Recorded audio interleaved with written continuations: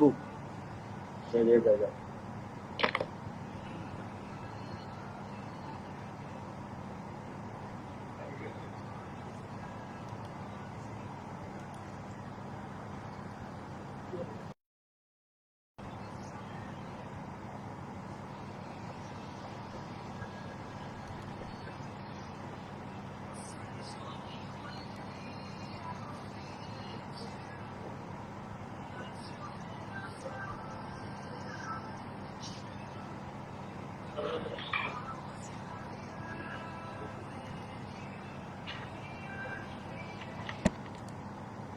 Kita Yo, ada Facebook. apa kau nak cerita ni? Okey, lain Apa lagi. kau nak cerita ni? Okey, kejap. Tengok. Dah masuk full live belum kita ni? Ha? Dah live belum?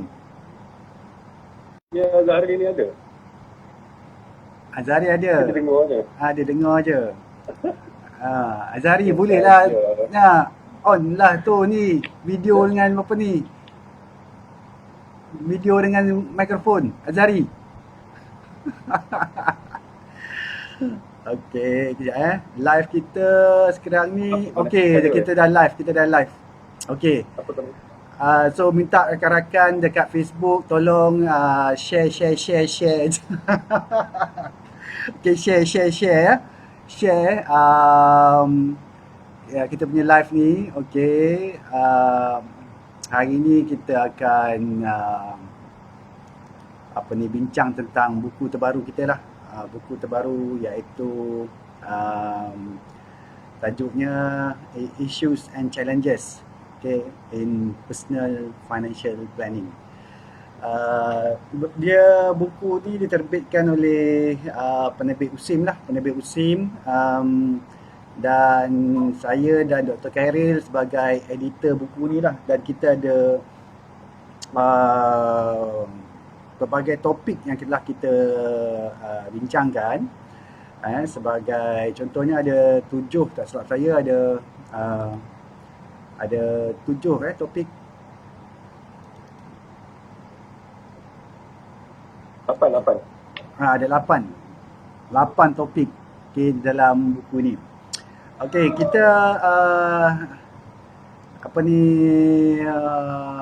tajuk program ni lah Biar Buku Bicara. Tagline dia menjana wacana minda. Okey, menjana wacana minda sambil duduk rumah baca buku. Duduk rumah baca buku. Okey. Alright, so macam ni lah. Dalam masa saya nak tanya soalan lah, soalan kita bicara buku ni kan tentang personal finance financial planning ni. Financial planning ni banyak isu dia. Okay, daripada tabiat kita menyimpan, tabiat kita berbelanja, tabiat kita melabur kan, lepas tu sampailah kepada kita sampai ke pencen.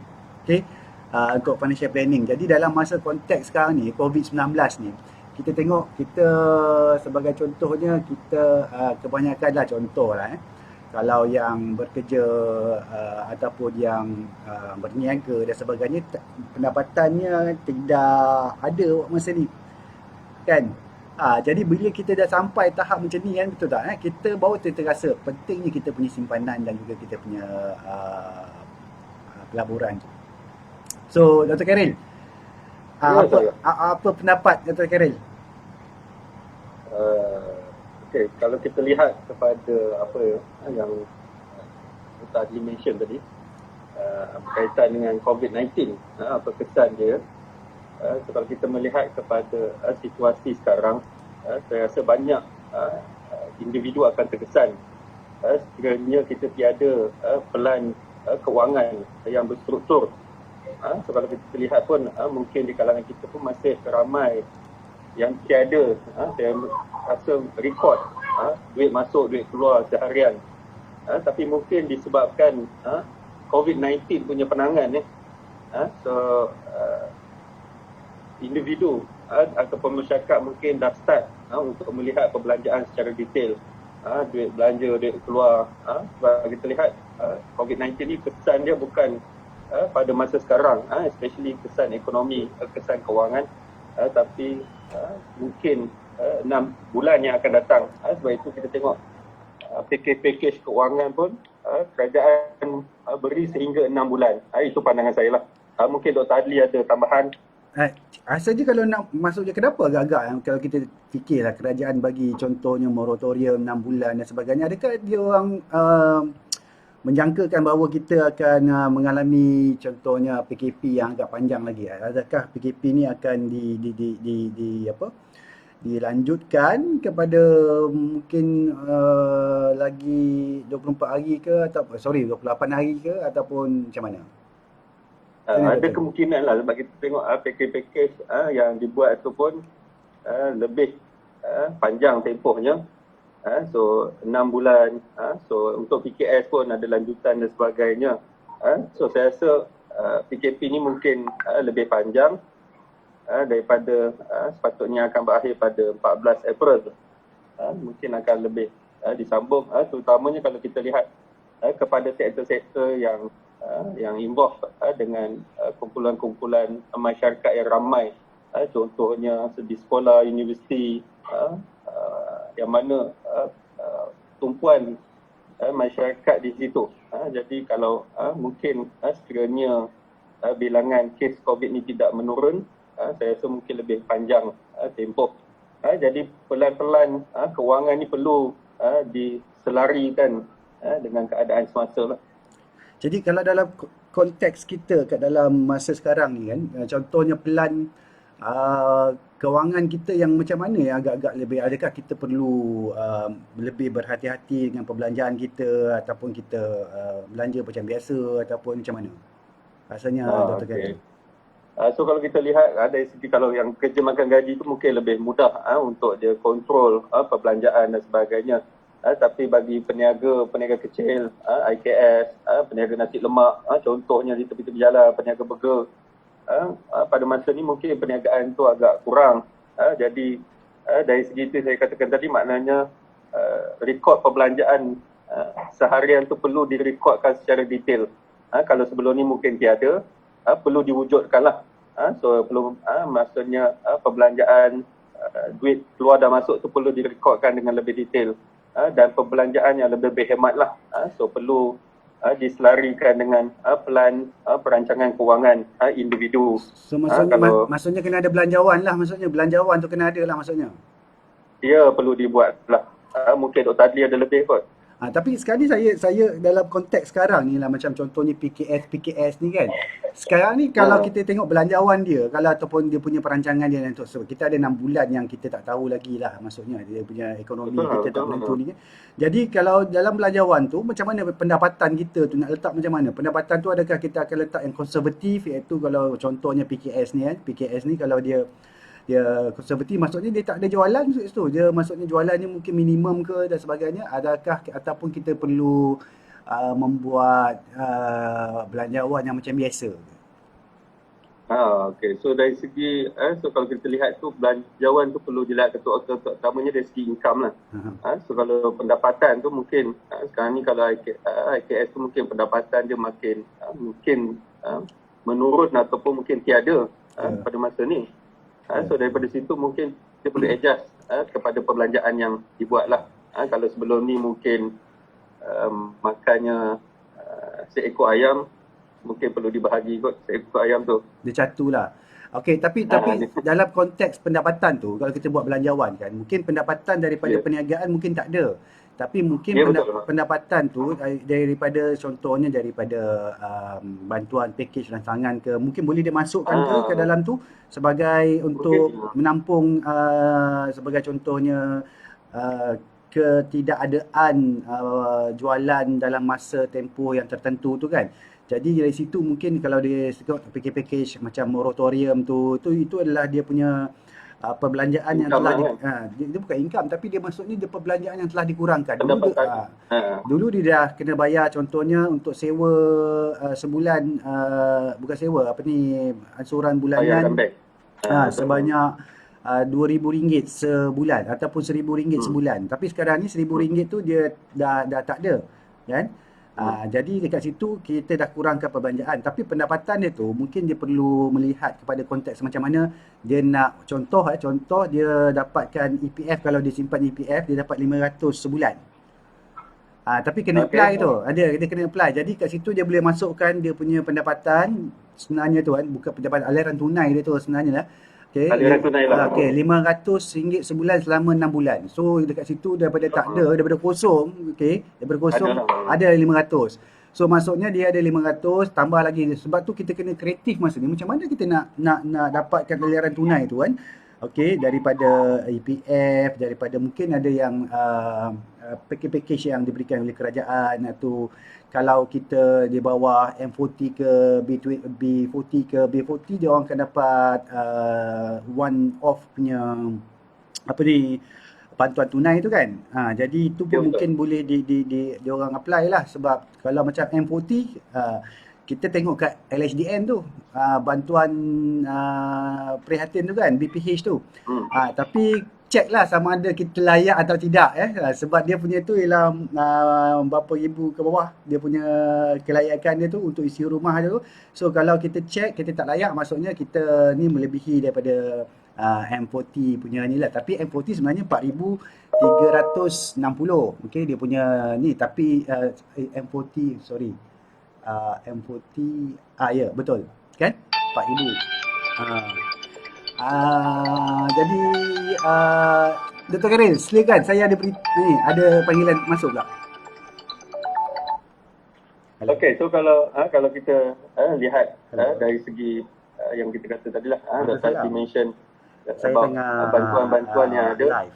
So dari segi bantuan bentuk perbelanjaan harian pun mungkin boleh dijimatkan dari situlah. Contohnya pemberian Boleh insya-Allah nanti lepas live. beras, keperluan harian minyak dan sebagainya, mungkin boleh digunakan juga dalam perbelanjaan untuk ditolak dalam perbelanjaan. Live Facebook ni. Dan hasilnya di situ mungkin ada sedikit lebihan keuangan yang dapat digunakan oleh individu.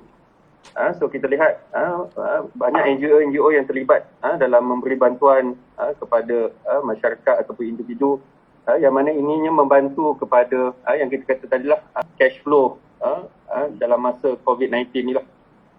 So harapnya bantuan-bantuan ni mungkin dapat diteruskan oleh pihak NGO. Mungkin perlu diselaraskan. Isu ni sekarang ni mungkin perlu diselaraskan lah. Sebab ada juga kita lihat bantuan ni mungkin banyak tapi tidak sampai kepada target dia. So NGO ni mungkin dia ada database dan sebagainya lah. So dari sini mungkin perlu dicentralisekan lah, ataupun data berpusat yang boleh diselaraskan agar tujuan penyampaian bantuan ni mencapai dia punya objektif lah. Dan seterusnya boleh meningkatkan masyarakat yang ada lebihan untuk lebih menyumbang kepada NGO yang ada lah. Saya rasa ini juga membantu banyak pada peringkat yang kita kata COVID-19 ni lah, kepada golongan-golongan yang memerlukan.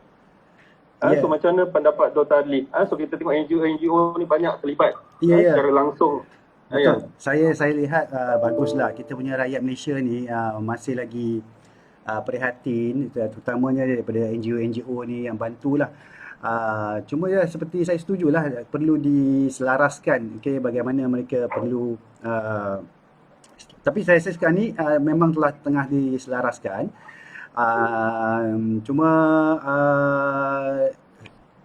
kita tak nak dia terlampau banyak kepada satu tempat kan. Kita tak nak, contohnya kawasan ni terlalu banyak dan ada satu kawasan-kawasan lain yang tak dapat dan sebagainya lah. Okey, Dr. Karil, saya tunjuk ni ialah cover buku kita ni, Issues and Challenges in Personal Financial Planning. Dalam buku ni memang sedikit tinggi dia punya perbahasan dia. Tapi kalau dalam konteks perbincangan kita sekarang ni, ini adalah sebenarnya kita punya hari-hari kita menghadap financial planning kita lah. Kita punya financial condition kita kan. Dan yang dibincangkan di dalam buku tu, kita tengok yang bab pertama ialah tentang Islamic financial planning. Okey, Islamic financial planning, wealth management and financial planning. Jadi kita nak kupas sikit lah tentang Islamic wealth management ni, sebab orang tak tahu apa benda Islamic wealth management ni sebenarnya kan. contohnya kita sebenarnya wealth management, saya buka dulu dia punya topik ni. Wealth management ni ialah kita start daripada kita dapat pendapatan kita, kita belanjaan kita dan seterusnya, macam mana kita nak simpan duit kan. Lepas tu ialah kita nak bagaimana kita nak melabur duit kita tu kan. Lepas kita dah melabur duit tu, kita juga perlu ada satu package untuk kita bantu diri kita apabila berlaku kesusahan, dipanggil takaful dan sebagainya. Dan takaful ni ialah contoh kita dimasukkan dalam hospital so kita ada protection, kita ada perlindungan kan. Lepas tu kita naik lagi satu tahap lagi pasal wealth management ni, bagaimana kita nak distribute lah duit kita tu, kekayaan kita tu kan. Kita nak distribute daripada contoh wasiatnya, kita daripada faraidnya, daripada segi zakatnya dan sebagainya. Jadi model Islamic Wealth Management ni, kita rasa ramai yang masih lagi tak tahu tentang apakah dia sebenarnya. Betul tak, Doktor? Boleh tak kupas sikit tentang ni? Okay. So kalau kita tengok konsep the wealth management ni and financial planning, memang kita percaya bahawa ramai di antara kita yang masih belum memahami secara jelas apa itu yang dimaksudkan dengan wealth management and planning. Sebab itu kita tengok data-data ramai, especially kumpulan muda yang terperangkap dengan yang kita kata bankruptcy dan sebagainya. Terutama yang baru bekerja dan sebagainya. Banyak-banyak. Diorang beli kereta mahal-mahal, lepas tu tak boleh bayar kat kredit, hutang yang banyak dan sebagainya. Betul tak? Kan? Betul. Okay. Jadi kalau kita tengok wealth management ni, dia satu konsep yang bukan yang kita nampak mungkin hanya di peringkat, kalau konvensional mungkin kita lihat hanya peringkat dunia lah kita kata. Daripada dia dapat duit, dia belanja dan sebagainya, macam mana yang Dr. Adli mention tadi. Tapi kalau kita tengok kepada Islamic wealth ni, dia lebih kepada selepas hereafter tu lah. Yang mana selepas kita meninggal tu, harta yang kita ada tu apa yang boleh buat kepada kita. So bukan hanya kita lihat kepada dunia. Sebab itu kalau tengok dalam chapter ni, dia ada cerita tentang konsep Al-Falah. So mungkin Al-Falah ni Dr. Adli boleh explain lebih lah.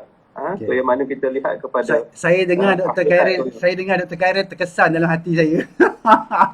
Itu masuk dalam kalbu ni kan. Yalah, tapi kita perlukan benda-benda ni sebab kadang-kadang kita terlupa. Kita duk kumpul kekayaan dan sebagainya. Sebenarnya kita ni hidup dalam dunia ni bukannya dunia semata-mata, betul tak Dr. Khairil kan? Sebab tu kalau kita tengok dalam azan pun hayya alal falah kan, maksudnya marilah kita menuju kepada kejayaan ya. Maksudnya kejayaan tu bukan hanya di dunia je, tapi kejayaan itu di akhirat. So maksudnya kita nak dunia, kita pun nak akhirat. So itu yang asas kepada konsep kepada Islamic Wealth Management. Ialah kita nak beribadah kepada Allah Subhanahu Wa Taala. Kita ni, saya Dr. Khairil ni sebenarnya ustaz kan. Jadi saya bab ni saya kena bagi kat dia. Okey, yang tu memang kita nampak satu benda yang lain sikit daripada wealth management yang konvensional, betul tak kan? Kita hanya kalau konvensional tu kita tengok hanya dunia je. Tapi kalau bila kita tengok dalam Islamic Wealth Management tu, dia dah melangkaui dunia. Maksudnya pergi kepada waktu selepas kita tak ada dalam dunia lagi ni. Maksudnya kita ada percayakan kepada alam barzakh, alam akhirat dan sebagainya, dan itu adalah satu yang kita tak nampak tapi kita percaya. Kita percaya bahawa kita akan pergi ke situ. Dan yang paling abadi ni adalah di dalam alam akhirat tu. Tapi kita pun tak tahu macam manalah kita punya keadaan kita dia masa dia alam akhirat nanti kan. Ini terlampau dalam bagi saya lah. Jadi kalau kita tengok chapter-chapter yang seterusnya, dia cerita tentang Islamic Wealth Management lagi. Apakah feature-features dia? Contoh chapter 2 ni, inilah Dr. Amir Syarudin, Profesor Madia Dr. Amir dengan Dr. Yasmin dan juga Dr. Hani Misbah. Okay. Lepas tu kita ada chapter 3. Chapter 3 ni lah tentang personal investment dalam Malaysia. Ini daripada Dr. Mustafa Kaneh dan juga Dr. Adejaji, okey, Abidun Liadi, okey, yang ni, okey. Yang ni kita boleh tengok macam mana personal investment. Dia orang ni bukan orang Malaysia tapi dia orang mengkaji, okey, ke pelaburan di dalam Malaysia, okey. Dan seterusnya chapter 4 kita tengok yang ni lah house plan. Okey, personal financial decision making Ini ada sikit dia punya technical sikit ni, using analytic, okay, hierarchy process. Ini daripada Usim, Dr. Rabiha dengan Dr. Nolida. So sebab kita nak beli rumah ni, apa yang membuatkan kita nak beli rumah tu kan? Sebab bila kita beli rumah, portion besar daripada pendapatan kita tu adalah dia bayar rumah tersebut. Jadi kalau ikut macam mana Dr. Khairil?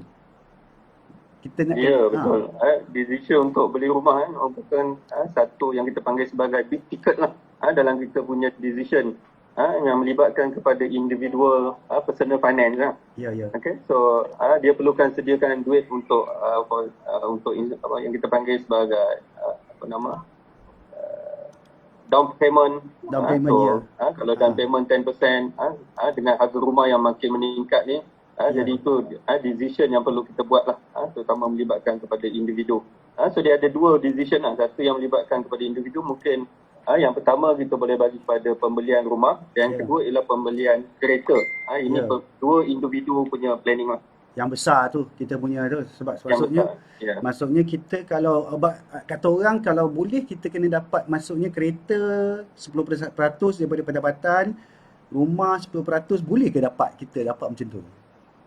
Kalau 10% tu sekarang harga rumah dah tinggi, mahal kan, jadi kita nak dapatkan 10% tu punya, maksudnya contoh kita punya gaji 3,000, rumah hanya kita bayar 300 je. Tapi memang agak sukar lah untuk kita ikut tu. Tapi kalau paling-paling pun kalau bank dia akan bagi dalam dia boleh bagi tinggi sampai 66%. Tapi kalau kita dapat dalam mengurangkannya kepada 30% pun saya rasa cukup bagus kot. Macam mana? Okay. So chapter kelima ni tentang ASB financing from Islamic perspective, the case of Malaysia. Dia cerita tentang pelaburan lah. Pelaburan satu, maksudnya kalau kita nak melabur ni ada banyak tempat, Dr. Khairil. Kita boleh melabur, kita boleh pegang cash kita. Tapi yang first kali kita kena simpan, betul tak? Kita kena menyimpan lah, maksudnya sedikit daripada duit kita tu setiap bulan kita kena simpan untuk kita jadikan modal sebagai pelaburan dan sebagainya lah. Dan instrumen pelaburan ada banyak. Ada ASB, ada unit trust, ada pasaran saham, ada pasaran derivatif dan sebagainya yang lebih eksotik tu semua tu kan. Jadi yang paling mudah sekali ialah ASB lah dengan negara tabung haji. Okay, so dalam konteks ni chapter 5 ni dicerita tentang ASB financing, iaitu maksudnya kita labur dalam ASB tapi kita pakai duit daripada bank untuk kita dapatkan tu. So macam mana pendapat Dr. Khairil? Itu ASB financing daripada bank, saya rasa ini telah jelas. Fatwa-fatwa pun telah keluarkan berkaitan dengan ASB financing. Saya rasa tidak menjadi isu yang besar lah berkaitan ASB financing. Apabila kita melihat kepada yang lebih, yang kita kata maslahah yang lebih besar, terutama untuk menjaga bumi putra punya equity dan sebagainya lah, pegangan di dalam ekonomi. So saya rasa ASB ni mungkin kalau sebelum ni ada isu dan sebagainya, so mungkin kita lebih pendekatan dalam penulisan chapter 5 ni kita lebih untuk melihat sources OSB punya financing daripada perbankan, pelbagai kewangan Islamik yang ada. Jadi ianya membantu, terutamanya kita lihat ASB ni merupakan salah satu yang kita kata investment yang secure, macam juga tabung haji dan sebagainya. So saya tak ada isu lah. Okay. Alright, so thank you Dr. Khairil. Lepas tu kita tengok kepada chapter yang seterusnya, iaitu sekejap dia tengah loading. Okay.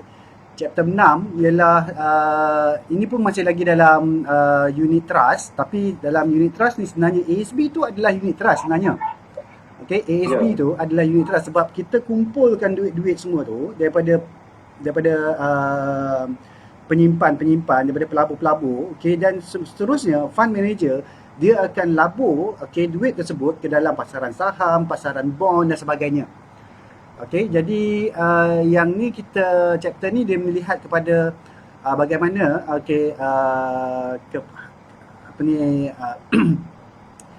behavior tentang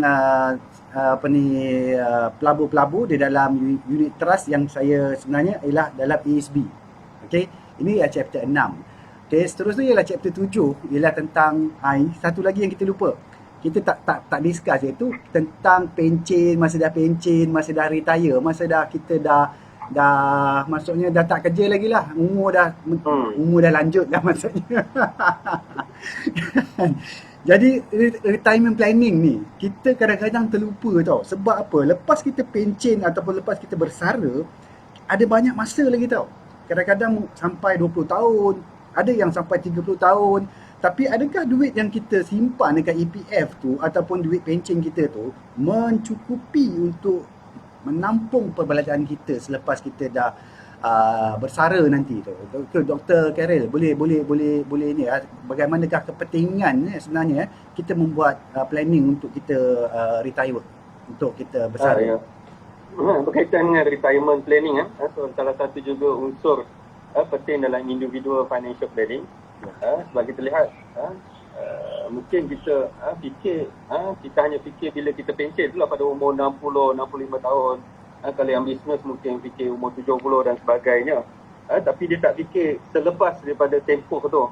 Okay? So betul, satu keuangan jumlah kita perlu kumpulkan ataupun kita kena allocate awal-awal. Mungkin dari segi perbelanjaan sebelum ni, mungkin sebelum pencen ni kita selepas pencen tu mungkin perbelanjaan kita mungkin sedikit berkurang. Jadi mungkin kita perlu allocatekan lah untuk perbelanjaan untuk tempoh contohnya 20 tahun akan datang, 25 tahun akan datang lah. So banyak instrumen yang ada di market yang kita boleh pelopor. So ini sekarang ni pun dah ada yang private retirement scheme tu, yang swasta. Ya betul, PRS. PRS tu pun ada. Tadi Azhari dia, saya tak silap saya, dia ada PRS tu. Tadi dia dah masukkan, dia dah keluar lah. Okay. Okay. So maksudnya kita memang perlu ada lah perancangan ni. Betul. Kena ada. Okay, chapter 8 ni pula tentang sama juga pre-retirement withdrawal for financial planning among EPF. Okay. Sebab kita pun sekarang masa COVID-19 ni pun, kita dah boleh withdraw tau. Yang mana EPF holder, dia boleh withdraw RM500 pada account 2. Sebenarnya, kita boleh withdraw account 2 tu untuk pelbagai sebab juga lagi dia. Sebagai contoh, nak beli rumah satu. Okay. Nak beli rumah, kita boleh keluarkan duit. Kita nak pergi sambung belajar pun boleh. Dan juga tak silap saya untuk beli komputer, tak silap saya. Kalau untuk minta maaf, saya pun dah lupa tentang ni. Tapi banyak faktor yang kita boleh keluarkan duit, okay, sebelum kita bersara. Betul tak? Ya, betul. Okay. Okay. So kita akan ada 10 minit je lagi untuk kita punya sesi ni. Sebab Zoom dia bagi 40 minit. Jadi kita akan tamatkan dalam masa 5 minit lagi lah untuk kita wrap up. So untuk kita wrap up, okay, saya nak minta nak promote lah buku yang kita tengah keluarkan ni, iaitu buku tajuknya ialah Issues and Challenges, okay, in personal financial planning. Okay, sekarang ni ada diskaun 25%. Okay, diskaun 25% melalui pembelian My Bookstore. Okay, dia akan hantar melalui post. Okay, My Bookstore ni ialah kedai buku SIM, kedai buku SIM. Pembelian buku dalam tempoh PKP, okay, hanya melalui mybookstore.usim.edu.my. Okay, so kalau harganya diskaun 20%, berapa harga ni saya pun tak berapa pasti berapa harganya. Okay, sebab sebenarnya kita pun tak dapat lagi. Masih panas lah, masih panas lagi. Buku ni memang baru-baru sangat keluar di pasaran. Dan kita pun sendiri tak dapat lagi buku ni sebenarnya, sebab dalam tempoh PKP ni kita tak dapat pergi ke sana. Tapi maksudnya buku ni masih panas. Dan pembelian buku dalam tempoh PKP ni boleh di mybookstore.usim.edu.my. Okay, dan boleh dapatkan untuk buku ni sebagai pembacaan sewaktu di PKP ni, okay, dan juga untuk kita menjana, okay, wacana minda kita ni, tagline ni, menjana wacana minda, dan juga untuk kita duduk rumah sambil kita baca buku. Okay, sebab ada kata apa nak buat kat rumah ni, tak tahu nak buat apa kan. So kita bolehlah membaca buku dan bolehlah dapatkan buku Issues and Challenges in personal personal financial planning ni. So kita memang perlukan mengetahui Okay, bagaimana kita nak merancang kewangan individu kita, dan buku ini mungkin insya-Allah dapat memberikan sedikit ilmu lah kepada kita semua. Ya, Dr. Karil ada apa-apa Dr. Karil lagi? Ya, betul. Saya rasa tak ada apa. Cuma mungkin dengan pembelian dengan buku ni, so kita dapat educate masyarakat kita lah tentang betapa pentingnya untuk start sekarang, tak perlu tangguh. So bila kita cerita pasal kewangan individu, dia perlu bermula sekarang. So itu saja daripada saya lah. Okay, so saya nak minta kepada rakan-rakan di luar tu tolong share kita punya video live ni. Kita boleh share, tolong share kepada rakan-rakan yang lain, sebab kita seorang-seorang je kita nak faham tentang ilmu kewangan ni tak sesuai lah. Kita kena share kepada rakan kita, kepada keluarga kita, saudara mara kita kan, supaya mereka semua boleh hidup dengan tenang, okay? Boleh hidup dengan tenang. So maksudnya kita dalam masa dunia ni pun kita okey, masa akhirat tu pun lagilah kita minta okey. So dengan itu kan saya minta rakan-rakan semua okey untuk share, stay at home, dan juga harap apa yang telah kita sampaikan ni dapat memberikan manfaat kepada semua. Dan terima kasih juga kepada Dr. Karil, okay, dan juga kepada semua rakan-rakan di luar sana yang menyaksikan live kita ni. Tolong share, tolong subscribe, dan dengan itu kita sudahi dengan wabillahi taufiq wal hidayah. Wassalamualaikum warahmatullahi wabarakatuh. Kita tutup dengan tasbih kifarah dan surah wal asr. Subhanakallahumma wa anta wa astaghfiruka wa atubu ilaik. Bismillahirrahmanirrahim. Wal asr innal insana lafi khusr illa alladhina amanu wa amilus solihati wa tawasaw bil haqq wa tawasaw bis sabr. Assalamualaikum warahmatullahi